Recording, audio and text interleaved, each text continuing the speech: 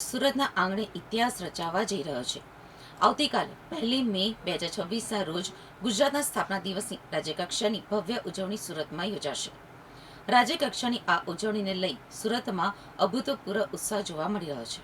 આ પ્રસંગે રાજ્યપાલ આચાર્ય દેવવ્રત અને મુખ્યમંત્રી શ્રી ભૂપેન્દ્ર પટેલ ખાસ ઉપસ્થિત રહી સુરતવાસીઓને સ્થાપના દિનની શુભેચ્છાઓ પાઠવશે.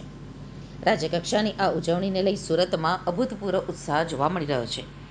વાય જંકશનથી શરૂ કરીને લાલભાઈ કોન્ટ્રાક્ટર સ્ટેડિયમ સુધીના અંદાજે 2 કિલોમીટર લાંબા રસ્તાને દુલ્હનની જેમ શણગારવામાં આવ્યો છે. આ સમગ્ર રૂટ ઉપર ઠેર ઠેર આકર્ષક રોશની, હોર્ડિંગ્સ અને ગુજરાતની અસ્મિતા દર્શાવતા પોસ્ટરો લગાવવામાં આવ્યા છે. તદુપરાંત રસ્તાની બંને બાજુએ વિવિધ કલાત્મક કૃતિઓનું પ્રદર્શન પણ યોજાશે, જે સુરત આવતા મહેમાનો અને નાગરિકો માટે આકર્ષણનું કેન્દ્ર બનશે.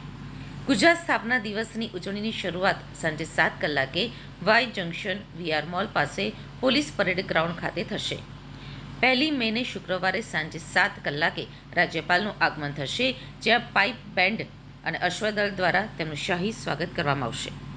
10 મિનિટની ભવ્ય માર્ચ પાસ્ટ બાદ મહિલા પોલીસ જવાનો દ્વારા સાંસ્કૃતિક કાર્યક્રમ અને રૂવાડા ઊભા કરી દે તેવા સાહસિક મોટરસાયકલ સ્ટન્ટ શોનું આયોજન કરવામાં આવ્યું છે. 45 મિનિટ સુધી ચાલનારા આ કાર્યક્રમમાં સુરતની જનતા શૌર્ય અને શિસ્તના દર્શન કરી શકશે. વાય જંકશનથી લાલભાઈ કોન્ટ્રાક્ટર સ્ટેડિયમ સુધીની પોલીસ પરેડ બાદ રાત્રે 8 કલાકે મુખ્યમંત્રી અને રાજ્યપાલ ડુમસ સી ફેસ ખાતે પહોંચશે, જ્યાં રાજ્યકક્ષાનો મુખ્ય સાંસ્કૃતિક કાર્યક્રમ યોજાશે.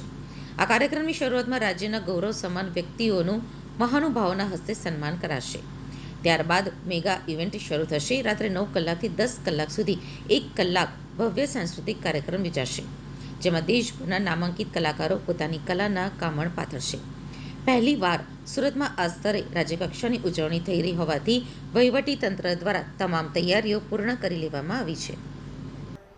Vibrant Gujarat regional conference Surat ખાતે વીજેઆરસી એ મળવાની છે. એની પણ સમીક્ષા એ સ્થાપના દિનના પવિત્ર દિવસે એટલે કે 1 મે સુરત ખાતે આ ભવ્ય કોન્ફરન્સ યોજાવા જઈ રહી છે.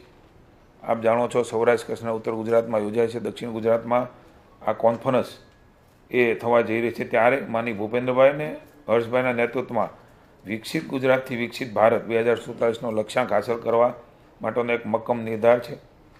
દક્ષિણ અને મધ્ય ગુજરાતના કુલ 16 જિલ્લાઓ આમાં આવરી લેવામાં આવશે. એની ડિટેલ આપને મળશે. ખાસ કરીને રસાયણ અને પેટ્રોકેમિકલ્સ, ટેક્સટાઇલ અને James jewellery, green energy, ecosystem અને ફિનટેક, એરોસ્પેસ, સંરક્ષણ અને આઈટી, એમએસએમઈ, નાના અને મધ્યમ ઉદ્યોગનું વૈશ્વિક પ્લેટફોર્મ પૂરું પાડવું એનું વિશેષ આ સમિટમાં કોન્ફરન્સની અંદર એ લક્ષ્ય રાખવામાં આવ્યું છે. પ્રાદેશિક પ્રદર્શન, vendor development programme, international reverse buyer seller meet, આ બધી જે પ્રમાણે થાય છે પ્રમાણેની વ્યવસ્થાઓ પણ એ આ કોન્ફરન્સમાં યોજાવાની છે.